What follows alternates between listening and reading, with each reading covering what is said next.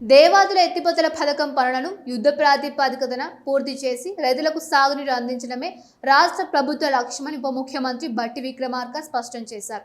ములుగు జిల్లా కన్నాయగూడెం మండలంలోని తుబాకులగూడెం సమ్మక్క సాగర్ ప్రాజెక్టును మంత్రులు ఉత్తమ్ కుమార్ రెడ్డి, పొంగులేటి శ్రీనివాస్ రెడ్డితో కలిసి పరిశీలించిన ఆయన ప్రాజెక్టులకు నిధుల కొరత ఉండదని 22 రిజర్వాయర్లను పూర్తి స్థాయిలో నింపి 38.16 టీఎంసీల నీటి సామర్థ్యాన్ని పూర్తిగా వినియోగిస్తున్నామని తెలిపారు. భూ సేకరణను వేగవంతం చేయడంతో పాటు పెండింగ్ బిల్లులను విడుదల చేశామని, ఎల్నినో పరిస్థితులను దృష్టిలో ఉంచుకొని గోదావరి జలాలతో రైతాంగానికి పూర్తి భరోసా కల్పించేలా ప్రభుత్వం ముందస్తు కార్యాచరణ అమలు చేస్తోందని వెల్లడించారు. సంబంధిత అధికారులతో ప్రాజెక్టు పురోగతిపై సమీక్ష నిర్వహించి పెండింగ్ పనులను త్వరితగతిన పూర్తి చేయాలని ఆదేశించారు. చేయగలుగుతారో ఇంజనీర్లు స్పష్టంగా చెప్పాలి. తర్వాత మళ్ళీ రాంగ్ మెసేజ్ పోవద్దు. అయితే ప్రస్తుతము ఇక్కడ ఇరిగేషన్, ఎలక్ట్రిసిటీ, అదేవిధంగా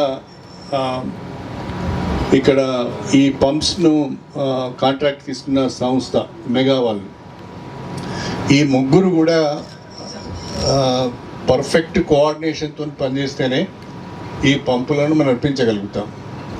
ఇరిగేషన్ వాళ్ళు ఆన్ చేసినప్పుడు ఎలక్ట్రిసిటీ వాళ్ళు మేడిగడ్డ, అన్నారం, సుందిల్ల బ్యారేజ్ నుంచి నీళ్లు లిఫ్ట్ చేయలేని పరిస్థితి.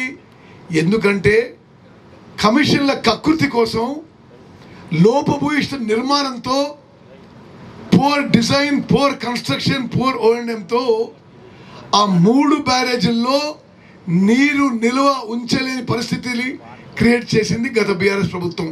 ఇదేం మా మాటలు కాదు, దయచేసి మీరు గమనించాలి. మీ ద్వారా యావత్ తెలంగాణ ప్రజానీకాన్ని గమనించాలి. మనస్ఫూర్తిగా శిరస్సు వంచి హృదయపూర్వక నమస్కారం.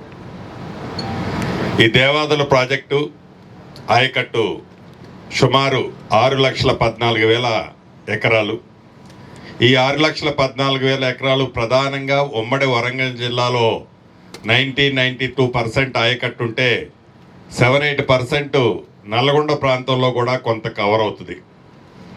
ఇది ఆనాడు యూపీఏ ప్రభుత్వం ఉన్నప్పుడు వడివడిగా ఈ ప్రాజెక్ట్ని పూర్తి చేయడానికి కాంగ్రెస్ ముఖ్యమంత్రిగా వైఎస్ రాజశేఖర రెడ్డి గారు ఉన్నప్పుడు ప్రధానంగా ఫోకస్ చేసి, తదుపరి అట్లా కాలయాపన చేస్తూ వచ్చి రాష్ట్ర విభజన జరిగిన తర్వాత కూడా ఈ ప్రాజెక్టుని ఆనాటి పెద్దలు వారి బ్రాండ్ ఉండదు అనే ఏకైక ఆలోచనతోనే దీన్ని పూర్తి చేయలేకపోయారు.